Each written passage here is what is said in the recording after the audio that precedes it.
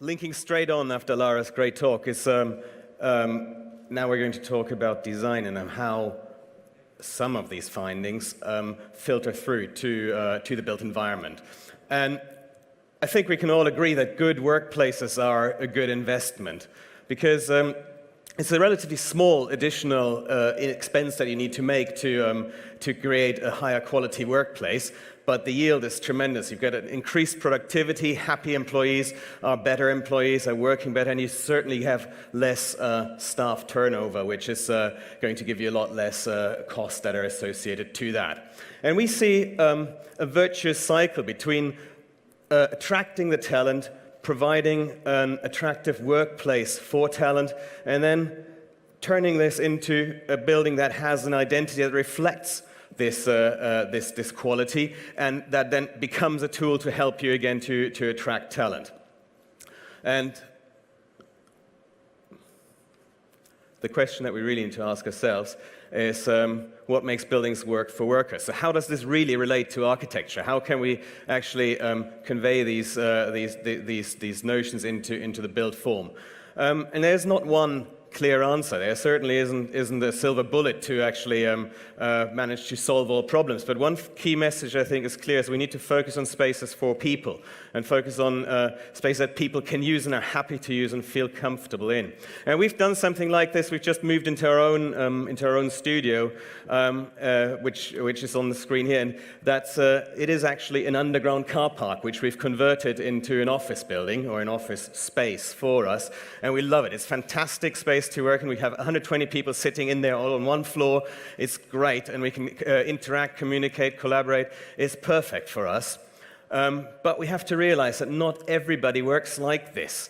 If you talk about the workplace of the future and the next generation, we tend to think about creative workspaces and invention places, communication spaces, and generally the idea that you get in your head is that of Google and Facebook and all of these really cool companies that we all would love to be, but not everybody is like this. So one thing that we think is really important to understand that also large corporations, banks, insurance buildings that have a much more corporate background are affected by the next generation and need to actually respond to create a workspace that is more attractive.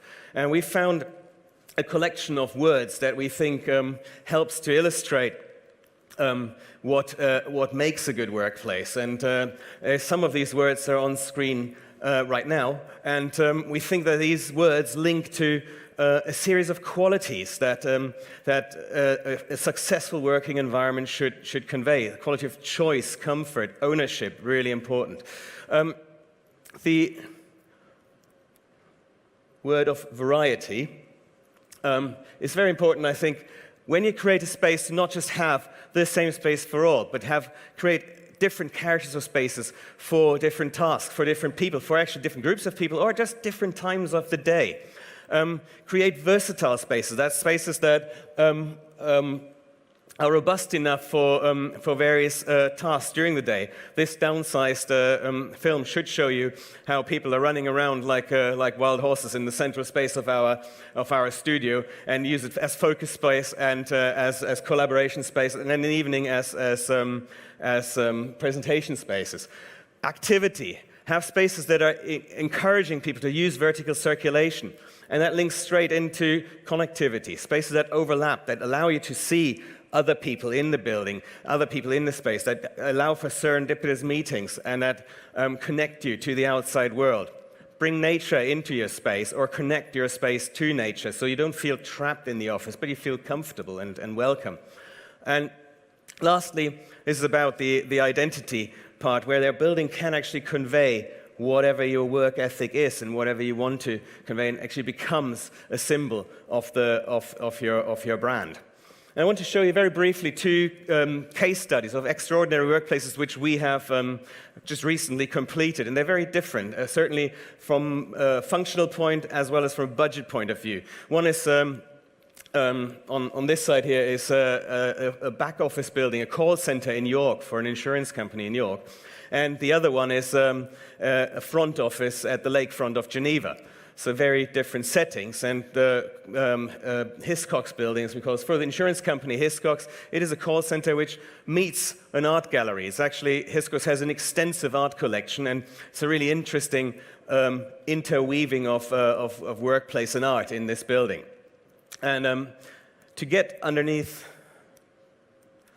the skin of the building and to get behind the brief, we had quite fun sessions, speed dating sessions, where we very quickly ran around all the executives and found out what they were about, what they expected from the buildings. We had tablecloth sessions where we just scribbled down every idea that happened in the conversation on tablecloths, as you would do in a restaurant if you were allowed to. And just try to collate all these elements to form a brief that really matches the end user. We've looked at the site, of course, and this is this is York, as in Old York, not New York. There was a misunderstanding earlier. And this is a very historic site. We had to remove, I believe, 40 bodies from the site before we could start to build, and that apparently is a very normal thing in York. It's right next to the York Minster, and we wanted to create a space that is conceptually one space. There's one room where everybody's in, everybody works in there, and they all get together. We've moved the core off to one side, so it's really one big space with a route that permeates through the building up to the roof terrace, where you get a great view of the Minster. And you see that in this sketch. We were very keen about this view that you get back from the building, and actually so keen that we, before building, we put a cherry picker onto the site and lifted the entire executive team up to 18-meter height to prove the view is actually there, and it's worth making this a public space.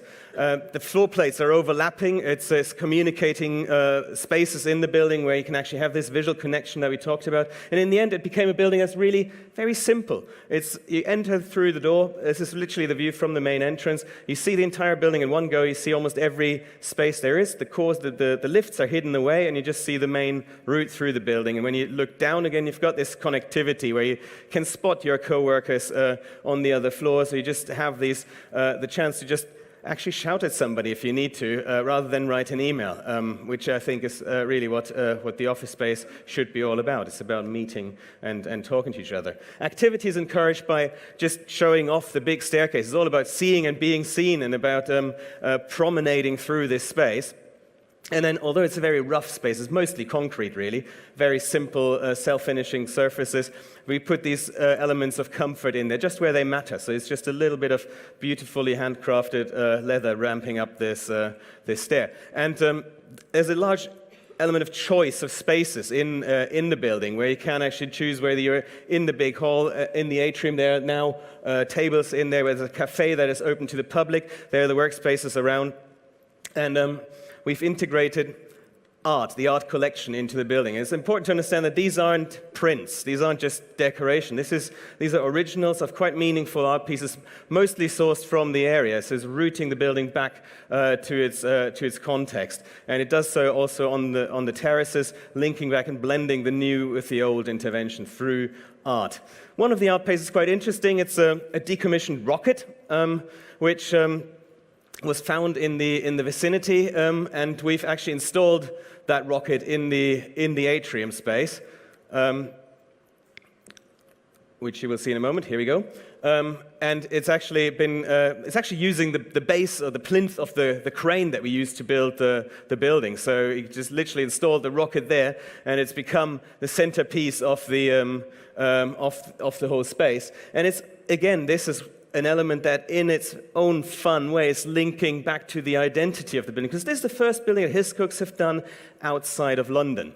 It's up in the north, and this rocket is installed at perfect 52-degree firing angle, and it's aiming at London. So there's a direct link back to the headquarters, and it's a subtle one, but I think it's quite a fun one. The roof terrace is beautiful. It's open to everyone in the building. There's a lot of training happening in the building, so there's quite a different variety of actions happening up there. And it's a versatile space, again, because some of the staff members decided to keep bees and actually generate honey up there, which is obviously great. It's a great space for a party. One big space, everybody in it. It's obviously a good space for a party. And what's really makes us really proud of this building is that for Hiscox, although it's this back office building, this has become one of the structures that they use to convey to others how they work. They use it as an example to convey their work ethics and their identity. And apart from that, it's also showing off the identity a little bit to the outside world. We've got this generous glass facade, which is north-facing.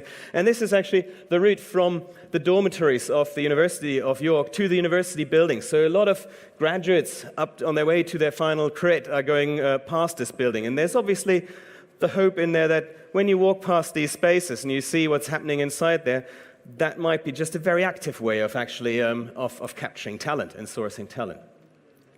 The other building I want to show you is quite different. Like I said, it's not one space, it's actually very many spaces, and it's for HSBC Private Bank. It's a prime front office in Geneva on the lakefront. It's all about meeting clients. Private banking is very much about client interfacing. And this being Geneva, the market for talent, for banking talent, is quite fierce. Almost every bank in the world has a headquarter or the headquarter building there, and it's basically the place to be if you want to drive your salary up as a banker, I presume, because the market is quite tough. And we were briefed by HSBC to create the best place to work. Obviously, it had to be quite a discreet building. Banking in Switzerland is all about discretion. We can't show off what the building is doing there very much, but we were really trying to get under the skin of the building, like in a Swiss clockwork kind of way, approach the building and try to understand how these two cogs of the client world and the employee world can work together. They have to be separate for confidentiality reasons, but we also want them to mix in some way. So we try to not lose the permeability of the building and create a transparent working environment which is friendly to the employees whilst maintaining the seriousness of private banking. To make things really interesting, this is not a new build, it's actually an existing building that we did not fully demolish, but actually just converted these 7 buildings into one building. So it's these are the 7 buildings in a really rough sketch form, and we inserted an atrium in the center of the building and connected all the buildings together to make them one headquarter, with the aspiration of creating a heart in the building, like a really beautiful central space with a green wall. And I promise you, this green wall is actually really green now. This was taken right after installation. These plants are growing on site.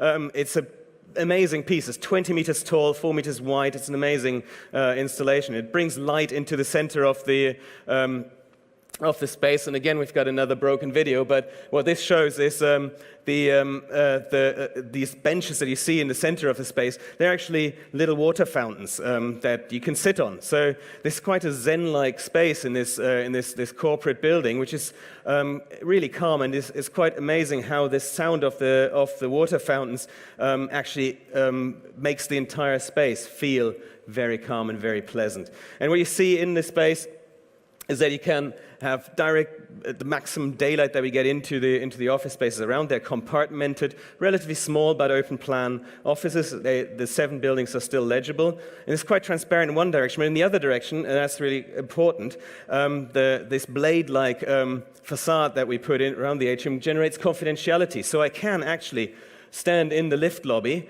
which this is part of the atrium is a lift lobby, oversized, 6 meters wide. I can actually stand in there and have a meeting with somebody who's also standing there waiting for the lift and have a chat without overlooking my colleagues or the colleagues of another department, which might be confidentially separated from mine. I can actually do this there without actually interfering. And then I might decide to not wait for the lift and walk down the stairs, which again is this undulating sculpture of platforms, again, generating visual connections across the entire floors and generating experiences between the existing buildings. So it's again about linking back to the existing.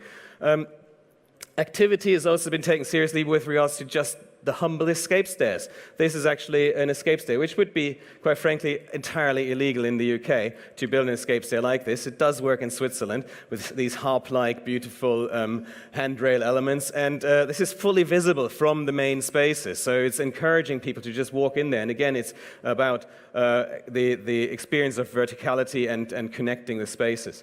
Now, this other part of the building, the client-facing area, is all about elegance. These people are used to 5, 6, 7-star service. They're absolute high rollers coming into these bank buildings, and they need to be obviously treated with exactly this kind of luxury expectation. And what was really important for us is to, on the one hand, have the consistency with these expectations, have beautiful, contemporary but rich environments that you work in, but also to match this with the world of the employees. So you don't come from a back office-like environment to meet your clients. You meet the people at eye level. You come from a different world. It's quite clear to see that your materiality and what surrounds you is of a different background, but you are matching quality-wise at eye level what your clients are used to and are getting.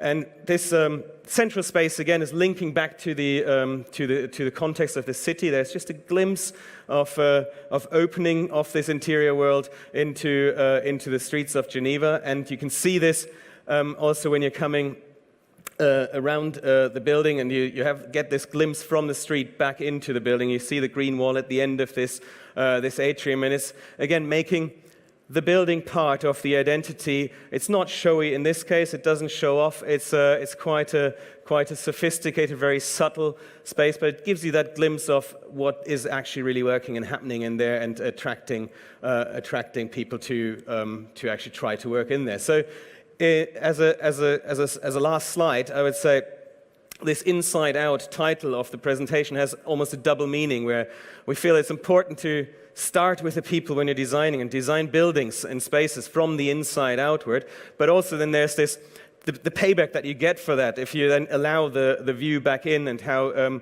your space then can create identity and identification with your brand, with your building, and make people want to work for you ultimately. Thank you very much.